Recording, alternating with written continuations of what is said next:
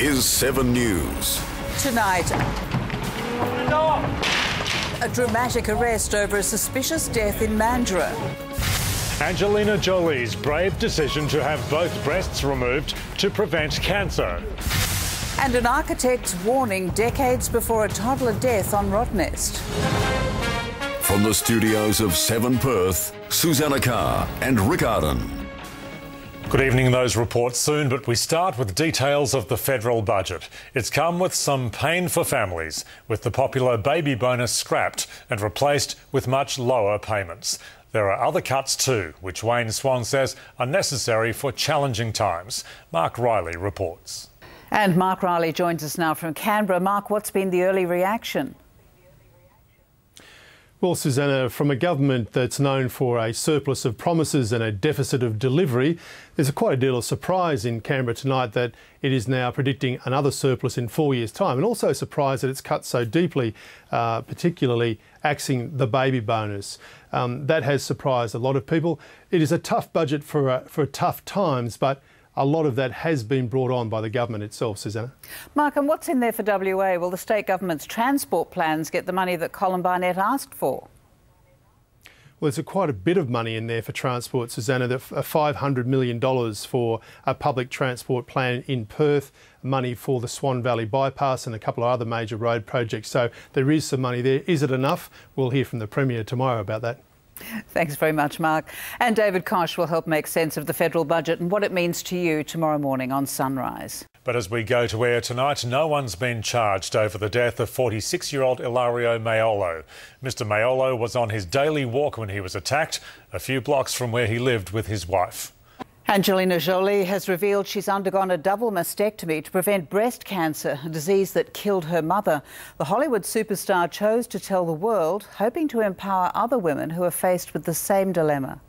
There's been a potential breakthrough in the case of a Perth woman raped in Bali. Indonesian police have arrested a man they say matches the description given by the victim. The 28-year-old woman was staying in a villa with her family late last month. She was sleeping when someone broke into her room and attacked her at knife point.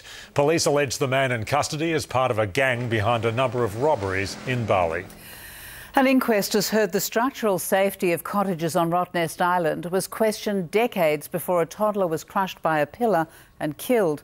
The original architect told the court he thought visiting tradesmen were taking shortcuts.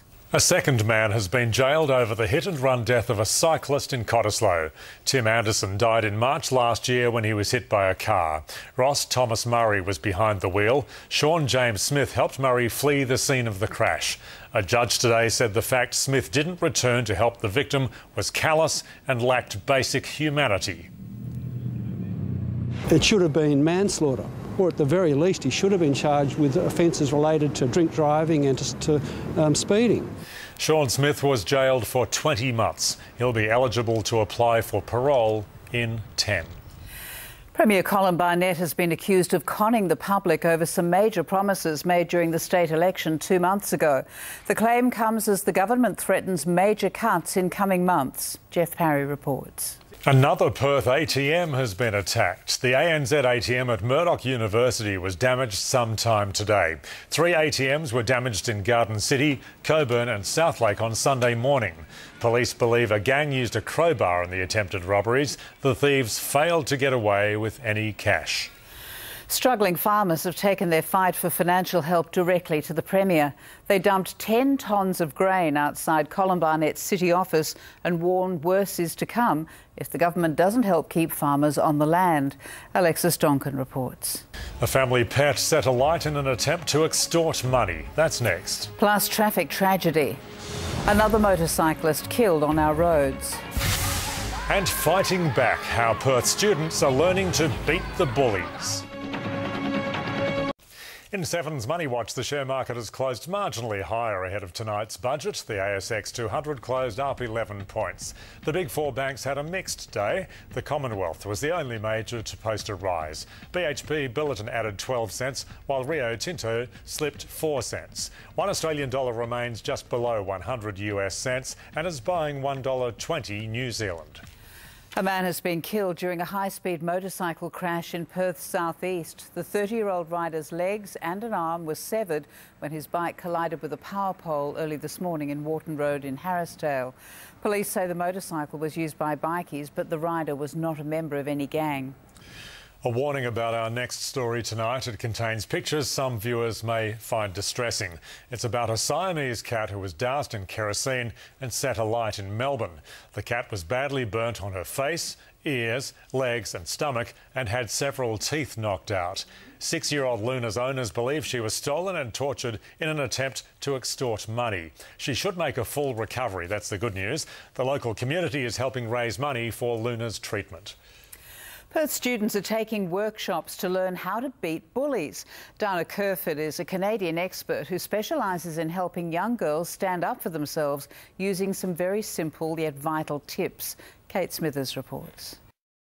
Mancini, despite taking Manchester City to the English Premier League title last season, Mancini has been sacked as manager for failing to achieve any of the club's targets this season, with the exception of the Champions League qualification. In stark contrast, his crosstown rival Sir Alex Ferguson was able to go out on his own terms, and he was the centrepiece of Manchester United's title celebrations through city streets. That winning feeling, that's it from me here at Rick and Sue. Good night.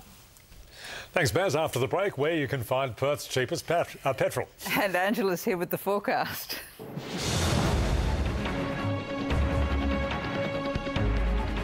So there'll be more sunshine for Perth tomorrow, reaching a max of 23 degrees after a chilly night of 10 degrees. Warm again Thursday, but come the afternoon, showers will set in, up to 5 mils of rain's possible. More showers are forecast on Friday, but they should clear up during Saturday and back to sunny weather for Sunday. It's time now for Oz Lotto. Good luck.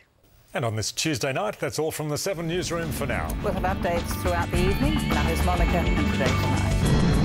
7 News, the pulse of Perth.